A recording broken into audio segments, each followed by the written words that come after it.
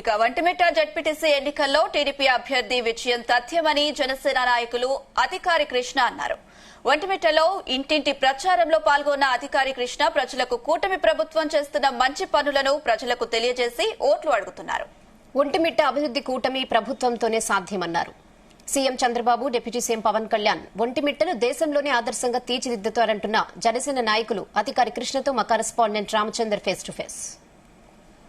ఎన్నికలు అయితే జడ్పీటీసీ జరుగుతున్నాయి. అయితే కూటమి అభ్యర్థి గెలుపు కోసం జనసేన కూడా అహర్నిశలు కృషి చేస్తున్నారు. ప్రస్తుతం మనతో జనసేన నాయకులు అధికారి కృష్ణ గారు ఉన్నారు. ఆయనతో మాట్లాడదామన్నా. చెప్పండి, ఏంటి కూటమి అభ్యర్థి విజయం కోసం ఎటువంటి సన్నాహాలు చేస్తున్నారు? ప్రణాళిక ఏంటి? సన్నాహాలు ఏముందండి, ఇప్పుడు మనం చేసిన కూటమి నుంచి చేసిన మనం చేసిన మంచి డెవలప్మెంట్స్ కానీ ఈ పథకాలు కానీ అన్ని వివరించాలని మన ఆలోచన.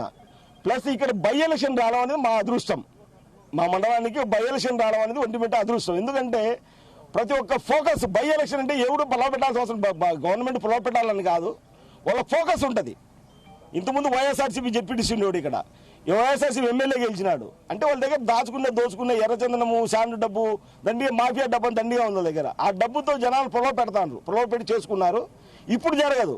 ఇప్పుడు ఎందుకంటే గవర్నమెంట్ వచ్చి సంవత్సరాలు అయింది కదా, గవర్నమెంట్ ఏం పథకాలు ఇచ్చింది, ఎన్ని జాగ్రత్త చూస్తాను. తల్లి వందనం కానీ, రేషన్ బియ్యం కానీ, పెన్షన్స్ కానీ, ఫ్రీ బస్సు కూడా 10 రూపాయలు 5 రోజులు ఫ్రీ బస్సు కూడా స్టేట్ అంతా ఎక్కడైనా తిరగచ్చని బస్సు కూడా పెడుతున్నారు.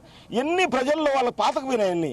మంచి జరుగుతుంది కాబట్టి ఇప్పుడు చెడు జరుగుతా అంటే నీకు తక్కువగా ఉంటుంది, వాళ్ళకి సీట్ గెలుస్తారని ఆలోచన ఉండేది. ఇప్పుడు మంచి జరుగుతుంది, గవర్నమెంట్ మంచి జరిగే గవర్నమెంట్ ఎందుకు తిరస్కరిస్తారు ఓటర్స్? ఖచ్చితంగా ఫేవర్గా ఉంటుంది, మంచి మెజార్టీ గెలుస్తాం. పబ్లిక్ కూడా మంచి స్పందన ఉంది.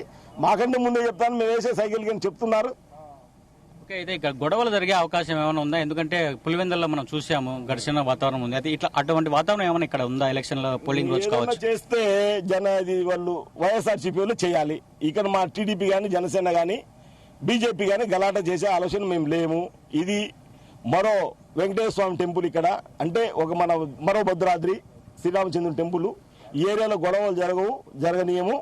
ఒకవేళ ఏదైనా వైఎస్ఆర్సీపీ వాళ్ళకి ఏదైనా ఓడిపోతామని దాంతో గొడవలు చేయాలన్నా కూడా అంత ఈజీగా ఏముండదు. ఇక్కడ దాన్ని తిరస్కరిస్తాం, దాన్ని నిలబెట్టగలుగుతాం.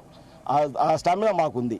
ప్రజాస్వామ్యబద్ధంగా ఎన్నికలు జరిగితే వైసీపీనే గెలుస్తుందని చెప్పి వైసీపీ నాయకులు చెప్తున్నారు. అంటే ప్రజాస్వామ్యబద్ధంగా ఎన్నికలు ఇక్కడ జరగట్లేదనేది వాళ్ళ భావన. దాని మీద మీరేమంటారు? ఇప్పుడు ప్రజాస్వామ్యంగా చేయడానికి ఎలక్షన్స్ గా జరిగింది. ఇంతకుముందు అది ప్రజాస్వామ్యంగా జరిగింది. మొన్న కూడా వాళ్ళ గవర్నమెంట్ లో ప్రజాస్వామ్యంగానే ఎలక్షన్ జరిగింది. అప్పుడు వాళ్ళు ప్రజాస్వామ్యంగా వాళ్ళు చేయలేదు.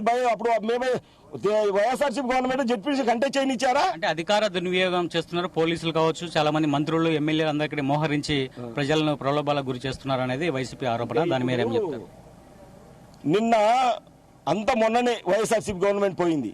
అంతకుముందు ఏం చేశారు? ఎక్కడనే కంటెస్ట్ చేయని జడ్పీటీసీలు, ఎంపీటీసీలు కానీ, పంచాయతీ ప్రెసిడెంట్ కానీ భయపడిచ్చేవాళ్ళు. నీంట్లో లిక్కర్ పెట్టి పట్టిస్తాము, ఎర్రచంద్ర ముద్దులు పెట్టి పట్టిస్తాము, దగ్గర స్టాక్ ఉంటాయి కాబట్టి తెచ్చి పట్టిస్తాము, లేదంటే ఏదో ఒకటి ఫేక్ కేసు పెట్టి లోపల పెట్టేస్తాము, లేదా పీడీ యాక్ట్ పెడతాము, ఏదో ఒక కథలు చెప్పి పోలీసులను డిపార్ట్మెంట్ పెట్టి ఇంకో రకం భయపడిచ్చి అందరిని విత్డ్రాల్ చేయించుకున్నారు, గెలుచుకున్నారు.